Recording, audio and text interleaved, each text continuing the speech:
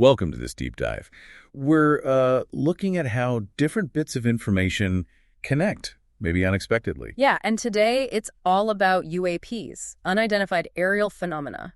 Specifically, we're digging into this recent buzz around a sphere seen over Colombia. Right, and we want to see if there's any, echo of that in much older reports. These things called the CARET documents, talking about drone-like objects. We've pulled together quite a mix of stuff for this one. News articles, social media chatter about that Colombian sphere. Including people trying to debunk it, right? Exactly, and even claims someone actually has the sphere now.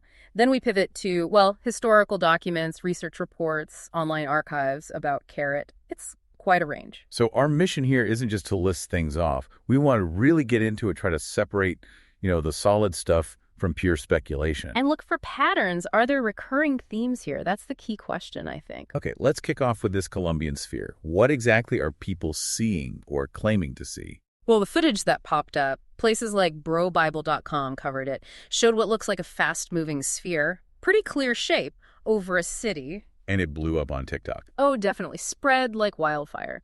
And like you said, TikTok was also where people started posting their own theories, trying to explain it away. Then Jaime Maussan got involved. He's quite a figure in this field. He is. And according to his posts, and I think he mentioned it on UAP files too, he's saying he actually has the sphere now. Recovered it. Recovered it.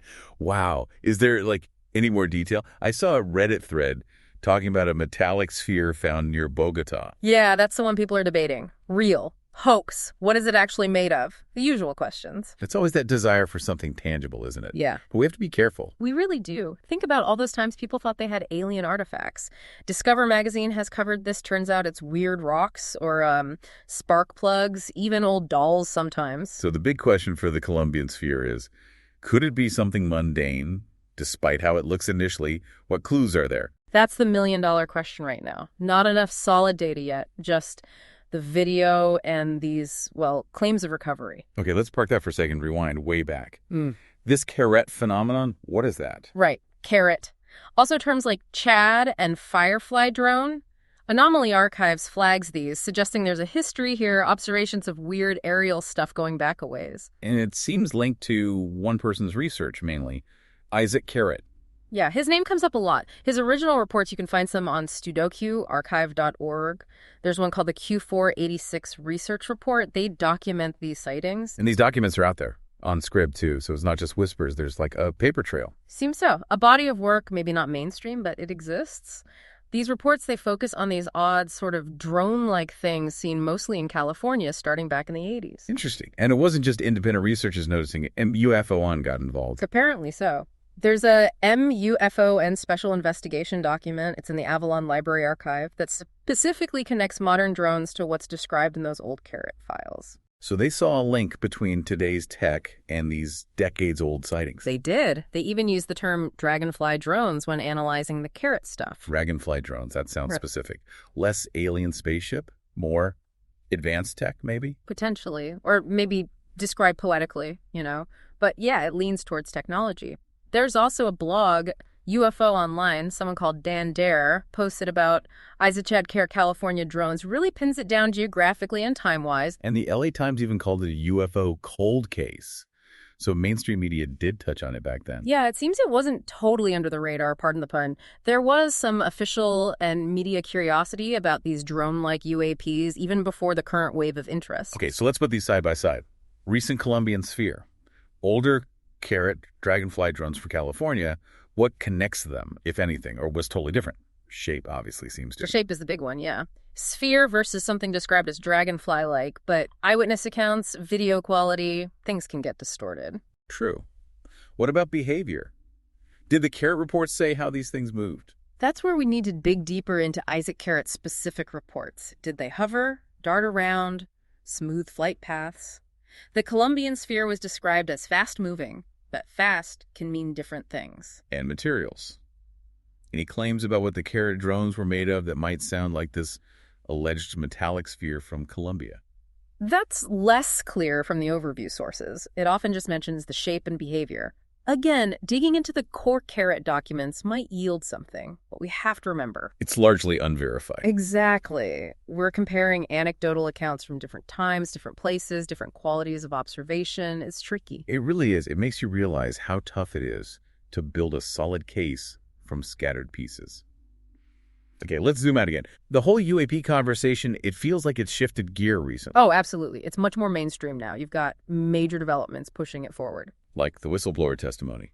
David Grush talking about recovered craft and non-human biologics. NPR covered that extensively. Right. Huge claims. Still unverified in the public domain, of course, but it definitely got people talking. Serious allegations made under oath. And NASA. NASA held its first public meeting specifically on UAPs. I saw that on brobible.com, too. That feels significant. Official bodies engaging openly.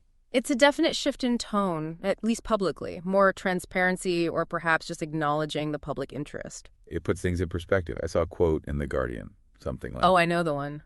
It only takes one to be real, and it changes humanity forever. Yeah, that one. It just cuts right to the heart of it, why people are so fascinated, why these investigations keep going, whether it's a recent sphere or old file. Precisely. It captures the immense stakes, the potential paradigm shift that confirmation would bring. So wrapping this up, we've looked at this Colombian sphere, the reports, the footage, the recovery claims. And then we jump back to the CARET phenomenon, these historical accounts of strange drone-like objects, especially from California in the 80s. And we situated all that within the, let's say, the current buzz around UAPs, the whistleblower stuff, NASA's involvement. And what stands out is this recurring theme, isn't it? People seeing things in the sky they can't explain. Whether it's a sphere now or a dragonfly then, the core experience is similar. This really shows how complex the whole UAP subject is. You've got to sift through so much shaky videos, old documents, official statements, outright speculation. And maintain that critical thinking, definitely. Look for patterns, but don't force connections where they don't exist. Which brings us to the final thought, really, for you listening. Yeah. Taking everything we've discussed, the old CARET stuff, this new Colombian sphere, what questions pop into your mind? Yeah, what are the big unknowns we should be focusing on regarding these phenomena? And thinking practically, what kind of evidence would actually be convincing? What would it take to genuinely change our understanding of what's flying around up there? Something to really chew on. We definitely encourage you to check out some of the sources yourself, form your own opinions. It's a fascinating, ongoing story. Absolutely. Thanks for joining us on this deep dive